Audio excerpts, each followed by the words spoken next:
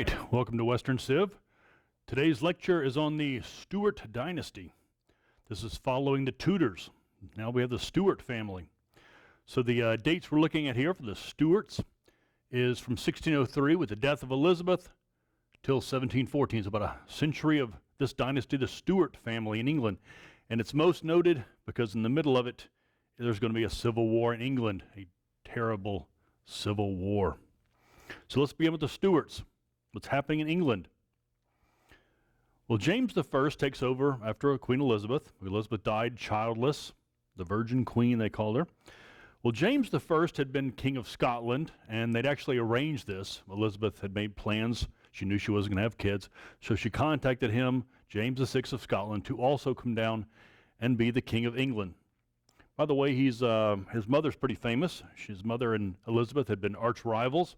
His mother is Mary Stuart. Perhaps you know her better as Mary, Queen of Scots. Queen Elizabeth had had her executed for intrigue against Elizabeth. So when James I comes down, he'll be James VI of Scotland and James I of England. He's quite bright. He's quite a scholar. And some of the books that are being written about this time is about government. And one of the theories going around is that kings should have divine right. This is the age of absolute government, and kings should have divine right. This means that they're appointed by God. God has established a hierarchy, and with God at the top, and then kings below that, and then nobles below that, and on down the line, there should be a hierarchy. This is the way God has intended, the divine right of kings. He also will put his other scholars to work on a new English Bible, and they will come up with what will be known as the King James Version, 1611, the King James version of the Bible. And again, this is also the age of Shakespeare, which is why this Bible sounds very Shakespearean, and people like it, with the thous and the begats. So this is quite a famous Bible he's put together here. He's also famous for his minions around him, his young men around court. Charles I will succeed his father.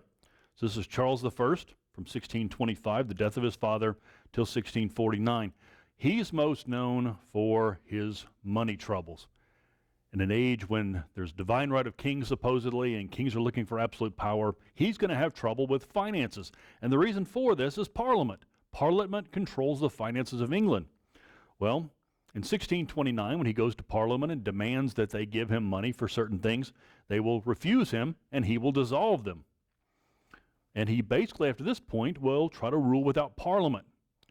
How do you do that? Well, you just simply assert your royal authority. So for 11 years here, he will run over England looking for taxation. And of course, this is going to bring on a lot of hatred toward him as he's imposing divine right. And the people of England are used to representation in Parliament, kind of a balance here. And then something occurs during this time period. One of his archbishops, Archbishop Laud, decides to try to implant the Church of England into Scotland. Now again, remember the religions here. Scotland is mostly Presbyterian, and so here you've united the crowns under one person, and they're trying to push the Church of England into Scotland, and the Scots will have none of it. They are devoutly Presbyterian. And so pretty much shortly after this, there is a great Scottish rebellion. The Scots are up in rebellion defending their church and their religious freedom. Well, the king has got to fight a war now against the Scots, and he really needs money for this. This isn't just normal money. This will be a great expenditure. And so he has to call back Parliament in 1640 as he's getting ready to fight the Scots. He calls back Parliament, demands the money. Again, this is a war now against the Scots, so surely you'll give him money for that. And so the last 11 years of overrunning Parliament have convinced the parliamentarians to hold firm, and they will refuse him this money for his war, and he will dissolve them. They're called the Short Parliament of 1640. Only around for a month. And so from this time, again, he waits a while, and then he needs more money, and he will call Parliament again in 1640. And this time it will get really fierce. The king open hostility against Parliament. And again, the problem here is about taxation. The king wants money and has been imposing his own taxes and representation. What about Parliament? What are the rights of Parliament? Parliament is supposed to control the money purse. You can't just let a king run wild on you, so Parliament has to take a stand. This no taxation without representation will be Parliament's battle cry. Again, you'll hear that later in America, no taxation without representation. And the king, of course, is arguing about divine right. It is his divine right as the King of England, God's appointed representative, that he can do what he wants. And again, this is the age of absolute power. Other kings are getting absolute power, and he wants that for English kings. Well, we eventually break into war. By 1642, hostilities between king's representatives and parliament's representatives. We have a civil war. This is a civil war breaking out in 1642. King Charles I and his assertion of divine right versus Parliament and their assertion of no taxation without representation. It's going to be a war. Well, the king has an army. The king historically has an army in England, and they'll be known as the Cavaliers. This is kind of their nickname, the Cavaliers. Again, Charles I is famous for his long flowing hair and his fashion statements and feathers in his hair and long hair. And so the word Cavalier, his followers will kind of follow his lead and be very fashionable and aristocratic, the king's Cavaliers. Parliament will do just the opposite. If you're fighting against a king who's known for his flamboyant style, then you need to go the exact opposite. And Parliament will take to cutting their hair short and wearing black clothes, not fancy clothes, but just rough black clothes with short-cut hair. That's why they're called the Roundheads, with a round bowl-cut haircut. And they do not have an army normally. They got to get together to build an army, and this is not easy to build an army. The first battle occurs outside London at the Battle of Edge Hill, and Parliament's forces get wiped out. Again, the king's forces are trained. They're seasoned veterans, and they just wipe the Parliament forces off the field. And again, this is where we're going to get the word Cavalier from, because they don't do anything after that. They just kind of jeer at the Parliaments for, their attempt at making an army. They could have marched into London and just run Parliament out of town, but instead they just kind of ride around the countryside. So we use that word Cavalier. They're a little too nonchalant about winning this war. It's going to cost them in the end. So the king's Cavaliers rule the day. And one of them is very famous, a man named Prince Rupert here. Here's a cartoon image of him. He had been fighting over in the 30 Years' War over in the German states, and he comes over to England as a mercenary. And he's quite dashing on the battlefield and a really good commander because he's fought in big battles before. And he's also famous for his dog here. His dog becomes famous as Parliament focuses their hatred. You don't want to hate your king. He's the king of your country. And so they'll focus a lot of hatred on Prince Rupert here and a lot of hatred on his dog. His dog's name is Boy. And they will make up all kinds of rhymes, and they will point to it as some kind of a bewitching dog. They'll point to it as like some kind of demon or Satan himself in the form of a dog. Kind of interesting. It's where this battle starts to take on a religious aspect. Parliament finally finds a hero in a man named Oliver Cromwell. He was a backbencher, somebody who went to Parliament but didn't really do much. And in the Civil War, he will take his personal fortune and build a little cavalry unit, his personally trained cavalrymen. And they do really well. They're called the Ironsides, personally trained by Cromwell. And here's another religious thing, and he trains them as in this is God's mission, to take down this king. So they're inspired religiously. They train all the time. They don't run off the battlefield. They fight really well. And it doesn't take but a couple of battles for Parliament to recognize Oliver Cromwell and say, hey, Cromwell, would you mind building an entire army now for us? And he will. The new army is called the New Model Army, as opposed to the old model, which wasn't doing well at all. So Parliament's New Model Army, Cromwell plays a big role in this. And one of the things I put up here is this is a call here, trying to recruitment poster, and it mentions religion. This becomes a religious war. They want godly men. This is taking on a much stronger religious aspect. Another aspect of the religion is the king needs soldiers also, and he has turned to Irish mercenaries. He's drafting Irishmen into the army, and Irish are Catholics, so you got Irish Catholics coming over. And this is looking like a battle where a king is turning toward Catholicism, and Parliament's calling this a religious war, defending Protestantism. So the New Model Army will be training.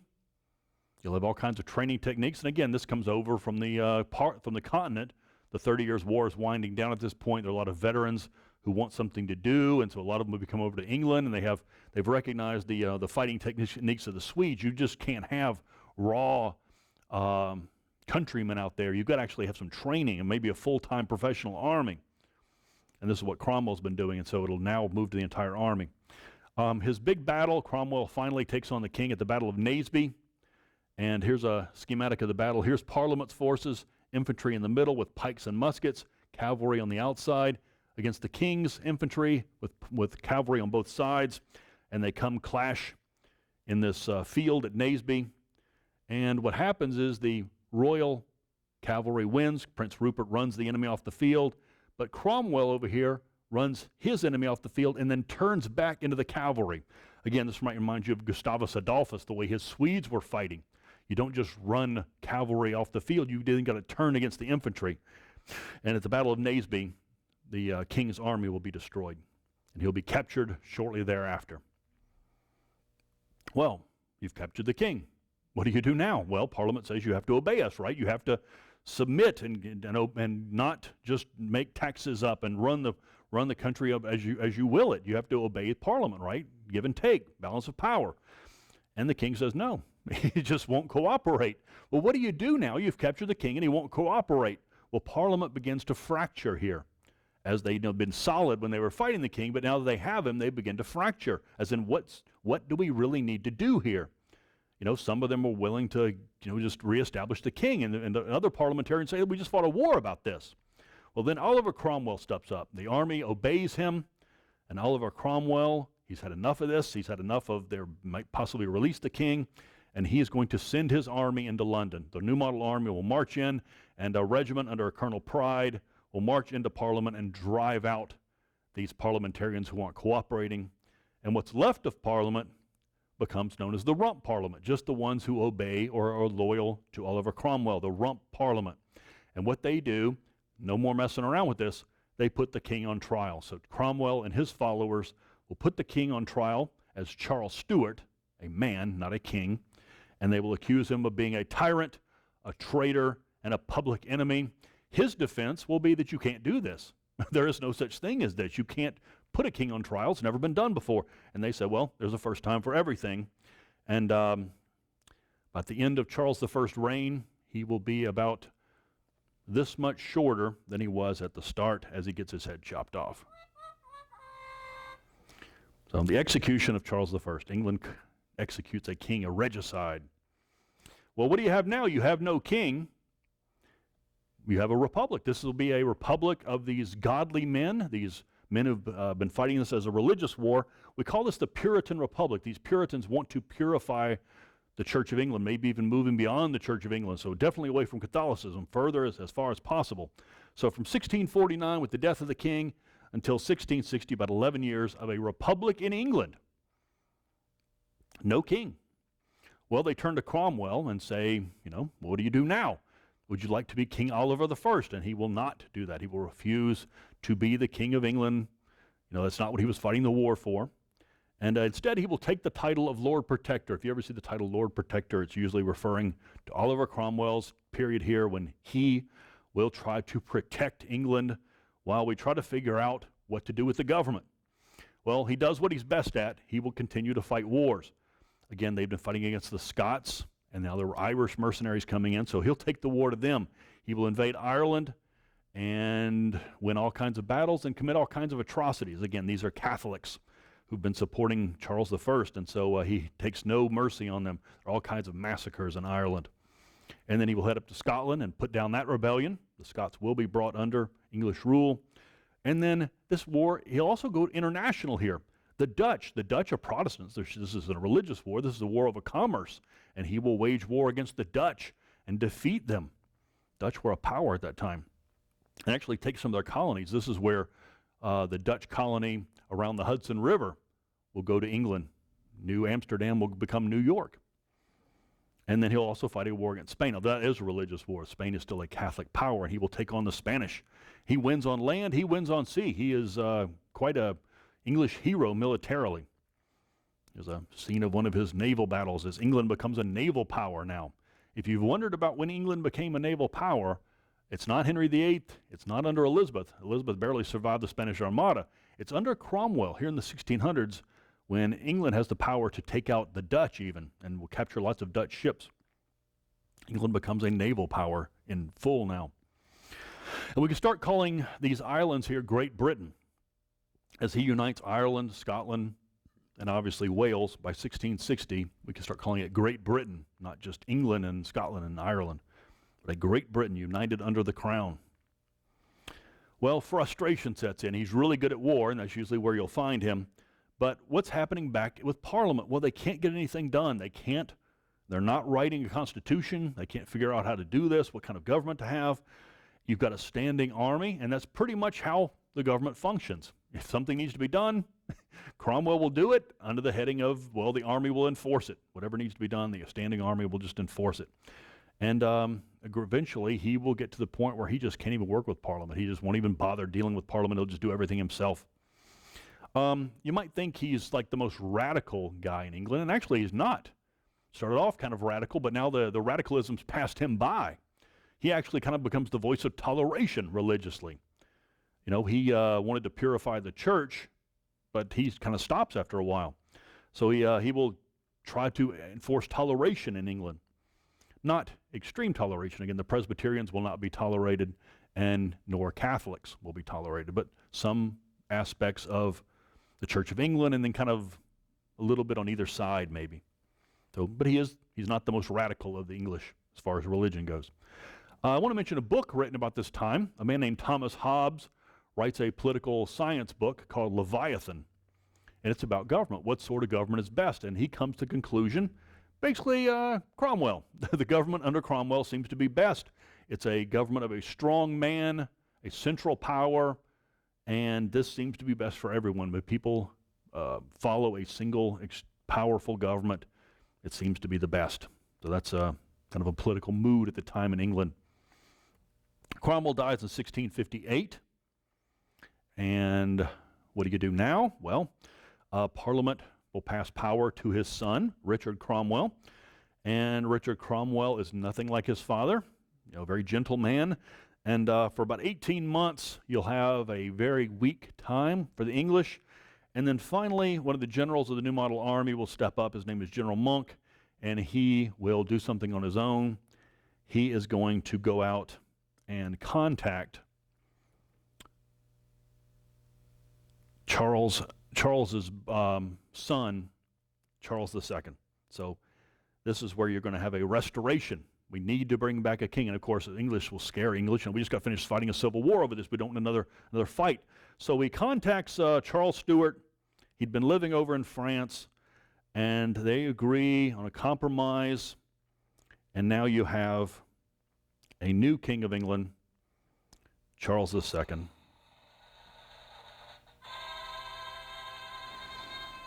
Well, again, there's a lot of tension here. This new king shows up, and he's a little anxious. Parliament's a little anxious here. Well, what they will sit down and agree to is a compromise again. Parliament will retain the power of the purse. This is their main power. The king needs money, and so he'll have to come to Parliament to ask for money, and this is where the compromises will be made. As far as the Church of England goes, they will assert a test act.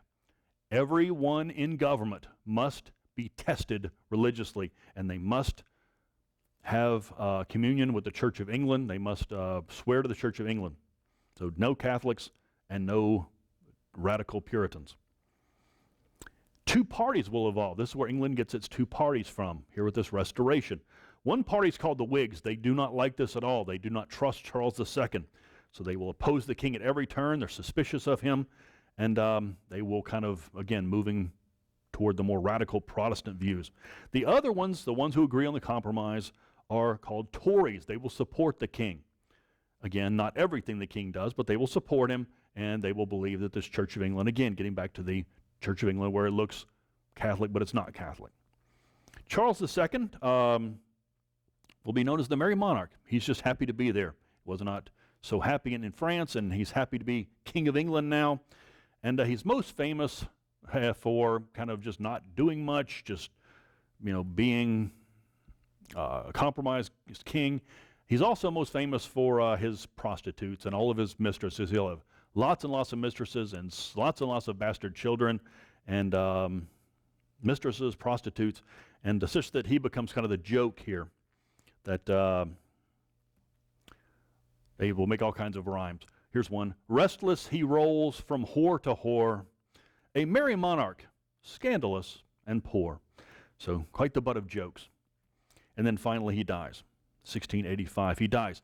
And they will bring, or go over into France and contact his brother. His brother is James II. and they will reluctantly bring him from exile in France, because this guy is very Catholic, and he makes no bones about it. He's going to bring with him Catholic ministers. And you might be questioning, well, what about the Test Act? And he will defy the Test Act, that his ministers are beyond the Test Act. And he's also beyond Parliament's ability to control him. He has funds of money from Louis XIV. Again, this is the age of Louis XIV, when Louis XIV is ruling over France as a powerful king. A lot of money to spare, and he will fund this king. This is like your worst enemy controlling your king. On the brighter side of things, at least for Parliament, he has 2 daughters, and his 2 daughters have been married off to Protestants. So he doesn't have any sons, and they figure that he'll pass on, and then we'll bring in one of his daughters to rule after him. And this is ruined by the warming pan baby. James II's wife announces she's pregnant. Well, it's fine if it's a girl. But then the birth comes down, and when they do births, when they do royal births, they're public events, or not public, but people are allowed to watch. And in this case, when she goes into labor, people are pushed out of the room, and the only person allowed in was a servant bringing a big warming pan in to slide underneath the bed. And then it's announced that the baby is a boy. And of course, Parliament goes berserk here. All kinds of shenanigans. They claim shenanigans here, that this will not do. Another Catholic king will have to endure another Catholic king. Maybe even another civil war. So Parliament, especially the Whigs, will not stand for this. They will, on their own, contact one of James II's daughters, Mary Stuart. She had been living in Holland. She had married William III of Orange, the Dutch leader, Protestant. She's Protestant, he's Protestant. And there's a deal made between the Whigs in Parliament and Mary and William and Mary, to bring a Dutch army and actually invade England. The English are inviting an invasion. This is quite bizarre. And in November 1688, lots of famous dates in English history. 1588 was the Spanish Armada, and here's 1688, the famous Glorious Revolution, a revolution against the king and his new baby son, also known as the Bloodless Revolution, because there will be no fighting here, as a Dutch army lands in England, marches to London, and James II and his baby boy will have to skedaddle over to France and survive. They will escape. There's no bloodshed, just driving out a king and his future heir out of England.